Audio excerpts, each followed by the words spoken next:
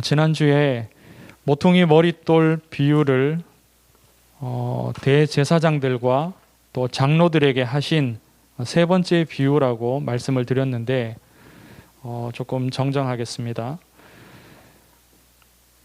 외식을 하면서 열매가 없는 이스라엘의 지도자들에게 그들이 하나님 나라에 들어가지 못할 것이다, 하나님 나라를 얻지 못할 것이다 라는 그런 맥락을 고려할 때에 오늘 읽은 이 본문이 세 번째 비유라고 보면 되겠습니다. 모퉁이 머릿돌 그 비유는 이제 포도원 비유에 이제 포함하는 것으로 이렇게 보면 되겠고요. 하나님 나라를 얻지 못한다는 그 말씀은 오늘 이 세 번째 비유를 통해서 또 한 번 더 선포가 되어집니다. 혼인 잔치, 이 잔치 비유는 누가복음 14장에도 한번 나옵니다. 그러나 내용이 조금 다르고요. 더 22장, 오늘 마태복음 22장 말씀에는 내용이 더 많이 있습니다. 더 하여져 있고요. 본문을 보면은 어떤 임금이 나옵니다. 이 임금이 혼인잔치를 열었습니다. 자기 아들을 위하여서 혼인잔치를 열었고요. 그리고 종들을 보내어서 손님들을 잔치에 오라고 초청을 합니다. 그런데 이 비유를 보면은, 이 말씀에 보면 크게는 두 부류의 사람들이 있습니다. 잔치에 참석한 사람과 잔치에 참석하지 않은 사람들. 그 잔치에 자기의 의지를 따라서 가지 못한 사람도 있고, 가지 않은 사람도 있고, 또 자격이 되지 않아서 가지 못한 사람도 있습니다. 그러나 크게 볼 때에 참석한 이와 참석하지 않은 이가 있습니다. 종들이 사람들을 찾아갔습니다. 그런데 그들은 이미 초청에 응한 사람들입니다. 종들을 보내었을 때는 잔치가 다 준비가 되었으니 지금 바로 오시면 됩니다 라는 것을 알리러 간 거고요. 그 전에 이미 종들을 보내어서 우리 임금님이 이렇게 잔치를 준비하였습니다. 그리고 그때가 언제이니까 당신은 그날을 빼어서 잔치에 와주시기를 바랍니다. 이렇게 미리 다 알렸습니다. 그러니까 종들이 찾아갔을 때는요, 이미 한 번 다녀온 겁니다. 한 번 갔다 와서 지금 또 한 번 찾아간 겁니다. 그런데 종들을 만난 이 손님들이 어떻게 말했냐? 오기가 싫다는 겁니다. 얼마나 어이없는 행동입니까? 가기로 약속을 한 상태거든요. 첫 번째 종들이 왔을 때예요. 이미 가겠다고 이미 약속을 한 거예요. 그리고 잔치가 다 준비가 되었습니다. 이제 그것을 알리러 갔더니 오기 싫다고 합니다. 전에는 오겠다고 초청에 응하고 수락한 사람들인데 막상 잔치 날짜가 되니까요, 오기 싫다고 합니다. 그러나 자기 아들의 혼인 잔치인데 손님이 없으면 안 되지 않겠습니까? 임금님이 무례를 참고서 한 번 더 종들을 보냅니다. 종들을 보내어서 또 한 번 초청을 합니다. 이 종들이 세 번째 온 거예요. 그러니까 한 번 다녀갔고 잔치가 다 준비되었습니다. 이제 오시면 됩니다 하고 또 한 번 알리러 갔고요. 거절을 하니까 다시 한 번 종들을 보내어서 청하는 겁니다. 잔치에 참석하지 않은 사람들은 세 사람이 있습니다. 세 종류의 사람이 있습니다. 그 첫째 사람들은요, 5절에 보니까 임금의 초청을 무시한 사람들입니다. 관심이 없어요. 5절에 보니까 돌아보지도 않고 라고 말합니다. 잔치에 참석하기로 했던 그 사람들이 돌아보지도 않고 나가버립니다.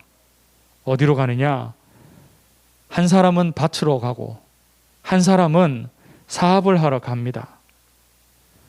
그리고 둘째 사람들이 또 나옵니다. 잔치에 가기로 했지만 가지 않은 둘째 사람들은 어떤 사람이냐? 반역을 한 사람들이에요.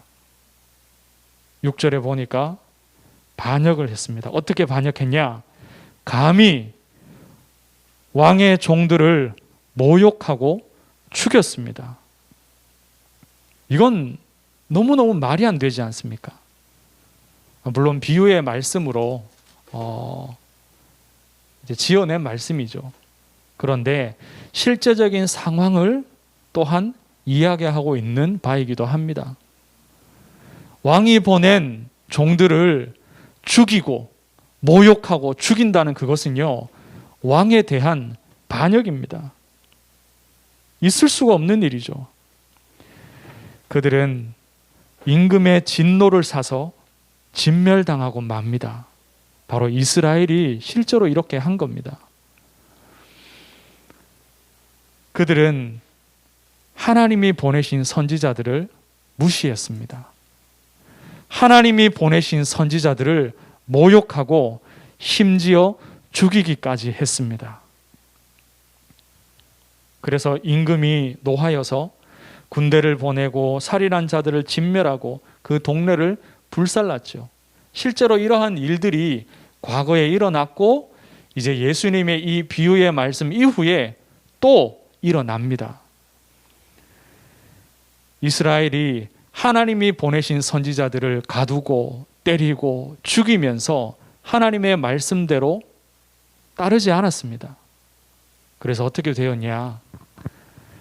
남유다는 바벨론에 의해서 망하고 백성들은 포로로 그 나라에 끌려갔습니다. 북이스라엘은 아수르에 망하고 전 세계 각지로 노예로 팔려갔습니다. 그리고 주후 70년에 이 이스라엘은요, 예루살렘 성은 로마에 의해서 철저하게 망하고 다 불태워지게 되어집니다. 실제로 이루어졌고 또 예수님 이후에 이루어지는 말씀들인 것입니다. 너무나 어리석죠. 너무나도 어리석고 무례한 악한 행동들입니다. 그런데 이들 나름의 이유가 있습니다. 이유가 있습니다. 먹고 살기에 바쁜 세상이죠. 일하여야 되고 돈 벌어야 되고 집을 사야 되고 사업을 해야 되고 자녀를 길러야 되고 결혼하고 자기들의 일로 바쁘게 살아가야 됩니다. 먹고 살기에도 너무너무 바쁩니다. 여유가 없습니다. 이 잔치는 오래도록 열리는 잔치예요. 그리고 힘이 있을수록 부유할수록 이 연회는 잔치는요 기간이 길어집니다. 임금이 베푸는 혼인잔치 정도가 되면은 한 일주일 이상 잔치가 계속해서 진행이 됩니다. 그리고 잔치에 초대받은 손님들은 왔다 갔다 하는 것이 아니라요, 잔치 첫날부터 그 집에 들어가서 왕궁에 들어가서 잔치가 끝날 때까지 한 일주일여 정도를 그 잔치를 계속해서 참여합니다. 그곳에서 기거를 하면서. 그러면 여유가 있고 시간이 많고 돈이 있고 자기가 직접 일하지 않아도 되는 사람들은 이런 왕의 잔치에 충분히 참여할 수 있겠죠. 그런데 좀 가난하고 바쁘게 자기 삶을 꾸려 나가야 되는 그런 계층의 사람들은 어떻겠습니까? 동물들은 짐승을 키우거나 농작물을 경작하는 사람들은 하루 이틀만 먹이를 주지 않거나 돌보지 않으면요, 그게 농작물을 키우고 짐승들을 키우는 것이 굉장히 어려워집니다. 안 그렇습니까? 다른 종들이 많이 있어서 일들을 맡기고 떠나면 되지만 그렇지 않은 사람들, 자기가 직접 농사를 짓고 직접 가축을 쳐야 되는 사람들은요, 일주일씩이나 이렇게 진행이 되는 이러한 잔치에는요, 참여하기가 어렵습니다. 이해할 만하죠. 그러나 가기로 약속한 그들로서 왕의 잔치 날이 되어서 가지 않겠다 하는 것은 참 어이없는 그런 일이긴 합니다. 세상 사람들이 보기에 예수 믿는 사람들, 하나님을 믿는 사람들이 어떠하냐, 그들의 눈에 보기에는요, 세상 살기에도 바쁜데 매주일마다 예배드리러 가고 주중에도 예배드리러 가고 추석 같은 설 명절에, 이런 명절에도 교회들은 수련회를 가지거나 집회를 가지거나 또 아니면 전도하러 가거나 심지어 해외로까지 가서 선교하러 가고 그렇게 합니다. 눈코 뜰 새 없이 삶을 바쁘게 살아가는 그런 세상 사람들 입장에서는 예수 믿는 사람들 이해가 안 되는 거죠.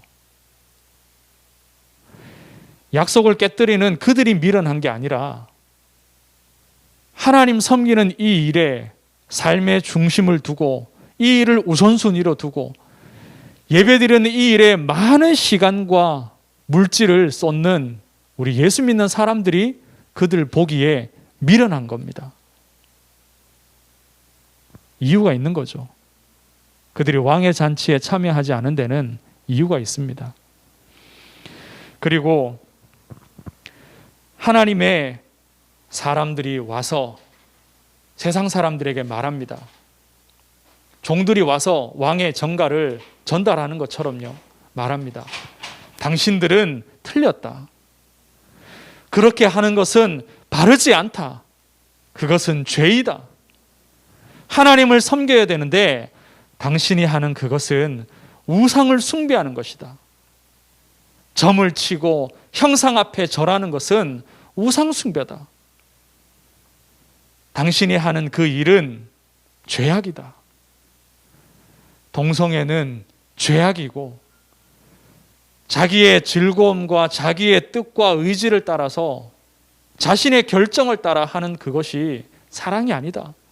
하나님은 그렇게 짓지 않으셨다. 죄악이다. 이렇게 말하면 세상이 어떻게 보겠습니까? 그들의 이유가 뭡니까? 교회가 오히려 악하고 교회가 오히려 독선적이고 하나님이 오히려 나쁜 존재인 겁니다. 세상은 하나님의 말씀을 즐거워하지 않습니다. 하나님의 말씀을 오히려 반대합니다. 그러다 보니까요, 하나님의 말씀을 전달하고 자기들의 치부를 드러내고 그것이 죄악이라고 말하는 하나님의 선지자들을 죽여버립니다. 모욕해버리고 가두어버리고 더 이상 말하지 못하도록 때립니다. 나름의 이유들이 다 있습니다. 세상에는. 그렇게 되니까요, 이 왕이, 임금이 새롭게 종들에게 명합니다. 무엇을 명하냐? 사거리에 나가서 거리 어귀에 모퉁이에 가서 사람들을 만나는 대로 초청해라. 그래서 어떤 자들이 그 자리에 오느냐? 악한 자나 선한 자나.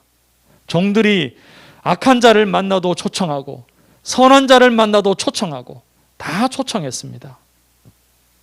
그런데 이때에도 못 들어가는 사람이 생겼습니다. 그것이 이 셋째 사람들인데 어떤 사람이냐? 예복을 입지 않은 사람입니다.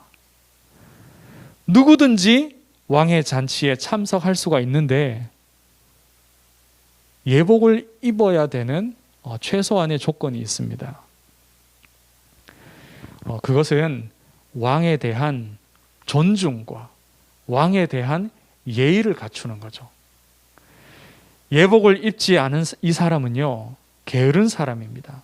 왜냐하면 친구여, 왕이 부드럽게 이 사람에게 묻습니다. 친구여, 어찌하여 예복을 입지 않고 여기 들어왔느냐? 단번에 그 사람을 내쫓으라 하지 않고 직접 가서 묻습니다. 친구여, 부드럽게 부르며 호칭을 부르며 묻습니다. 어찌하여 예복을 입지 않고 여기 왔냐? 그랬더니 그 사람이 아무 말도 하지 못합니다. 왜 아무 말도 하지 못하냐? 변명할 거리가 없거든요. 변명할 거리가 없습니다. 내가 너무 가난하여서 예복으로 갖추어 입을 옷이 없었습니다. 라고 말하지 않았어요.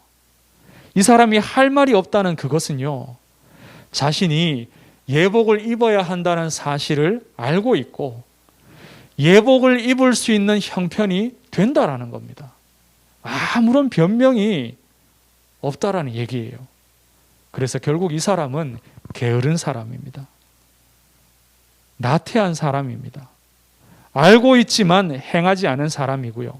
또 다른 면에서 보자면 스스로에게 있어서 아까 전에 첫 번째, 두 번째 사람들은 자기 인생을 위해서 자신이 살아갈 그 삶이 더 소중하기 때문에 왕의 청을 거부한 사람들입니다. 왕을 무시했는 그 이유가 어디에 있느냐? 자기 삶을 위해서 그렇게 했어요. 자신의 뜻이 더 중요하기 때문에 자꾸만 귀찮게 하는 왕이 싫은 겁니다. 그래서 왕의 종들을 모욕하고 죽여버렸습니다. 그런데 이 세 번째, 셋째 사람은 어떤 사람이냐? 자신의 삶에 대해서도 게으르고 무관심이고 왕에 대하여서도 임금에 대하여서도 그를 무시하는 겁니다. 이 게으름이 왕에 대한 무시로 이어지는 겁니다. 이 사람은 어떤 사람이냐? 왕을 무시하고 모욕한 사람이에요. 이렇게 말할 수 있겠습니다. 복음을 거절하지는 않는데 그렇다고 복음을 받은 것도 아닙니다. 애매모호한 사람이죠. 초청에 대하여서 반대하고 거절하지도 않았어요. 그 자리에까지 왔습니다. 그렇다고 해서 왕을 존중하고 왕에 대한 마음을 드러내고 그 잔치를 기뻐하는 사람은 아니라는 거예요. 그냥 그 자리에 와 있어요.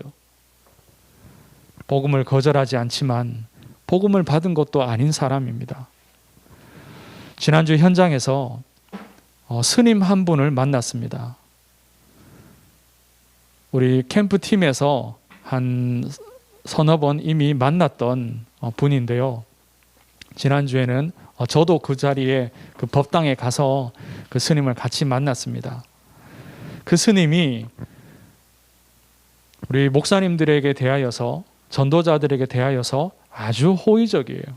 그 스님이 이 마음이요, 오픈 마인드예요. 마음이 활짝 열려 있어요. 어느 정도냐? 전도자들이 와서 복음에 대한 이야기들을 할 거 아니에요. 그러면 그 이야기를 막지 않아요. 다 듣고 또 자기 생각도 이야기하고 맞다라고 긍정도 해주시고 그렇게 하세요. 어떤 얘기를 하셨냐? 자신은 목사님의 그 설교 말씀을 잘 알아듣지는 못합니다라고 해요. 그리고 성경 말씀도 자기는 잘 모른다고 합니다. 뭐 읽어보지 않았으니까, 성경책도 없다고 하시니까. 그런데 그분이 하나님을 믿는다라고 합니다. 그러나 나는 하나님을 믿습니다. 하나님을 믿으면 된 것 아닙니까? 그렇게 말씀하세요. 그분이 과연 하나님을 믿습니까? 그분은 하나님의 계시다라는 사실은 아는 거죠. 존재는 부정하지 않는다고 했어요. 자기가 믿는다고. 어느 정도로 오픈 마인드냐? 성경책까지 자신이 사보시겠대요. 성경책을 사서 자기가 읽어보겠대요. 그 정도까지 마음이 열려 있고, 우리 복음 가진 전도자들의 천국에 대한, 하나님 나라에 대한 그 초청을 그분은 받으시는 거예요. 말씀도 듣고 내가 하나님도 믿겠다, 그렇게까지 말씀을 하시지만 다릅니다. 복음을 받은 게 아니에요. 로마서 1장 20절에 이렇게 말씀합니다.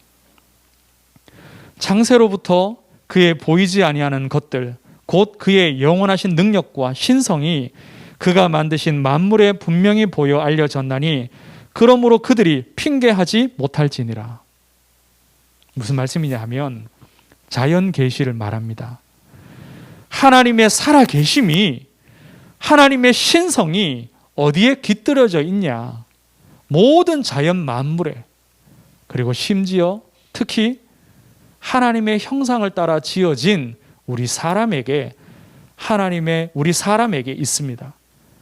그래서 사람에게서, 자연 만물에서 하나님의 살아계심을 엿볼 수가 있는 겁니다. 이건 부정할 수 없는 사실이에요. 그래서 사람들이 말합니다. 로마서 1장 21절에 하나님을 알되, 하나님을 안다고 말해요. 신이 있는 것, 창조주가 있는 것을 우리가 안다. 하나님이 계시다. 그분이 살아계시다. 안다. 믿는다. 그러면서 21절에 보면 하나님을 영화롭게도 아니하며 감사하지도 아니하고 오히려 그 생각이 허망하여지며 미련한 마음이 어두워졌나니. 그래서 어떻게 되었냐? 23절에 보면 썩어지지 아니하는 하나님의 영광을 썩어질 사람과 새와 짐승과 기어다니는 동물 모양의 우상으로 바꾸었느니라. 그 스님이 불교는 종교가 아니라고 말씀하십니다. 종교가 아니라 학문이다 라고 말씀하세요. 너무나 맞는 말씀을 하셨어요. 그러나 그분의 그 법당에는 주변이 다 부처의 상이고 벽에는 탱화가 다 걸려 있습니다. 그 앞에서 그분은 예불을 드리고 그 앞에서 절을 합니다. 그 형상과 그 부처를 섬기고 그 앞에서 기도하는 거죠. 종교가 아니라 하면서도 그분은 그 부처를 신으로 섬기고 있는 것이 그분의 현실입니다. 하나님을 안다? 그것으로 충분하지 않습니다. 임금님이 바라시는 것은 예복까지 입고 그 잔치에 참여하는 겁니다. 이 예복이 누구냐? 이 예복이 무엇이냐? 바로 예수 그리스도입니다. 로마서 13장 14절에 이렇게 말씀합니다. 오직 주 예수 그리스도로 옷 입고, 그리스도로 옷 입어야만 하나님 앞에 나아갈 수가 있습니다. 우리 인생은 모두가 죄인이기 때문에 하나님의 영광이 이룰 수가 없는 존재가 되었습니다. 본질상 진노의 자녀가 되어서 사단에게 속하고 지옥에 갈 수밖에 없는 인생인 것입니다. 이것이 우리 인생의 운명이에요. 그러나 예수를 그리스도로 믿는 자마다 그리스도의 옷, 그 보혈의 옷을 입게 되고 그 능력의 옷을 입음으로 죄 가운데서 빠져나오고 사단의 손에서 빠져나와서 이제는 죄인이 아니라 의인으로서 당당하게 하나님 앞에 설 수 있는 것입니다. 선한 자나 악한 자나 누구나 하나님이 부르십니다. 그러나 그 부르심에 대한, 초청에 대한 응답은 그리스도의 옷을 예복으로 입음으로써 응하는 것입니다. 구원받은 증거가 무엇이냐? 그리스도의 옷입니다. 초청은 받았지만 가지 못한, 들어가지 않은, 참여하지 않은 그 세 부류의 사람들에게 책임이 누구에게 있냐? 바로 자신에게 있습니다. 자신에게. 하나님은 선지자들을 통하여서 계속해서 말씀해 오셨습니다. 자연 계시를 통하여서도 이미 말씀을 하신 것이고, 그러나 자연 계시를 통하여서는요, 깨달을 수가 없습니다. 하나님을 안다고 하면서 우상 숭배해버리는 게 우리 인생입니다. 그래서 하나님이 어떻게 하셨냐? 정확한 구원의 길을 선포하는 선지자들을 이 땅에 계속해서 보내셨습니다. 그리고 그 그리스도의 복음을 증거할 백성으로 이스라엘 백성을 선택하셨습니다. 그들이 들었지만 선지자들을 모욕하고 죽여버립니다. 그들이 심부름을 명령받았지만 이방인들에게 증거하지 않습니다. 자신들의 책임입니다. 어째서 하나님이 말씀을 주시는데도 깨닫지 못하냐? 고린도 후서 4장 4절에 이 세상의 신이 바로 사단입니다. 그 신이 믿지 아니하는 자들의 마음을 혼미하게 하여 그리스도의 영광의 복음의 광채가 비치지 못하게 함이니. 하나님의 말씀이 선포되는데 누가 깨닫지 못하게 하냐? 바로 사단이, 이 세상의 신이 그렇게 합니다. 이 세상의 신이 그리스도의 복음의 말씀이 정확하게 죄인들에게 들려지는 것을 막는 거죠. 그래서 자연 계시도 보고 하나님의 말씀의 계시도 듣지만 하나님을 안다 하면서 우상 숭배에 빠져버리고 맙니다. 만물을 지으신 창조의 법칙을 안다고 하면서도 동성애에 빠지고 그렇게 되는 이유들이 바로 여기에 있습니다. 우리는 오늘 이 말씀을 통하여서 우리에게 주시는 중요한 메시지를 잡기를 원합니다. 하나님의 은혜를 기억하라는 겁니다. 하나님의 은혜를 기억하라. 하나님이 우리에게 어떤 은혜를 주셨냐? 첫째, 우리를 초청해 주셨습니다. 하나님이 우리를 하나님 나라의 잔치에 초청해 주셨습니다. 그런데 나 역시도 그 잔치에 가지 않은 사람들처럼 하나님의 초청을 무시해버리고 하나님의 초청에 대하여서 살인으로 갚는 그런 악한 자입니다.